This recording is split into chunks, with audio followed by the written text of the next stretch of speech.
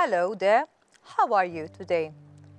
Today I shall be reading to you a part from the story James and the Giant Peach, a story written by Roald Dahl. Until he was 4 years old, James Henry Trotter had a happy life. He lived peacefully with his mother and father in a beautiful house beside the sea. There were always plenty of other children for him to play with, and there was the sandy beach for him to run about on and the ocean to paddle in. It was the perfect life for a small boy. Then one day, James's mother and father went to London to do some shopping, and there a terrible thing happened. Both of them suddenly got eaten up, in full daylight mind you, and on a crowded street, by an enormous, angry rhinoceros which had escaped from the London Zoo. Now this, as you can well imagine, was a rather nasty experience for two such gentle parents. But in the long run, it was far nastier for James than it was for them. Their troubles were all over in a jiffy. Poor James, on the other hand, was still very much alive, and all at once he found himself alone and frightened in a vast, unfriendly world.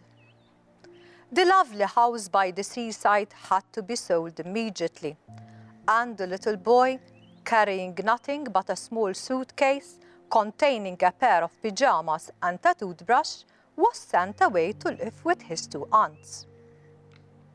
Their names were Aunt Sponge and Aunt Spiker, and I'm sorry to say that they were both really horrible people.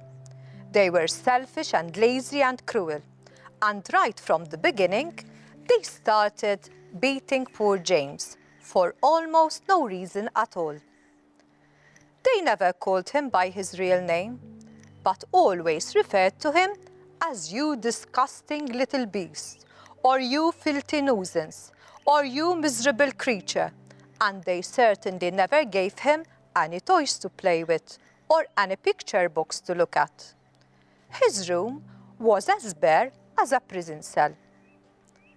They lived, Aunt Sponge, Aunt Spiker, and now James as well, in a queer, ramshackle house on the top of a high hill in the south of England. The hill was so high that from almost everywhere in the garden, James could look down and see for miles and miles across a marvellous landscape of woods and fields.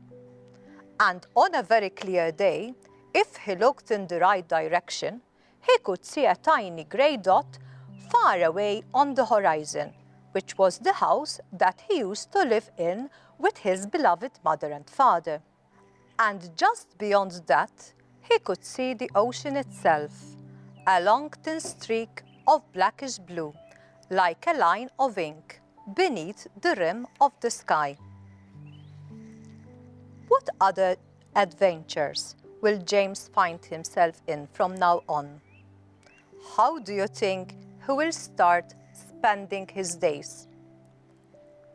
To be able to answer my questions, I invite you to read this book by Roald Dahl, James and the Giant Peach.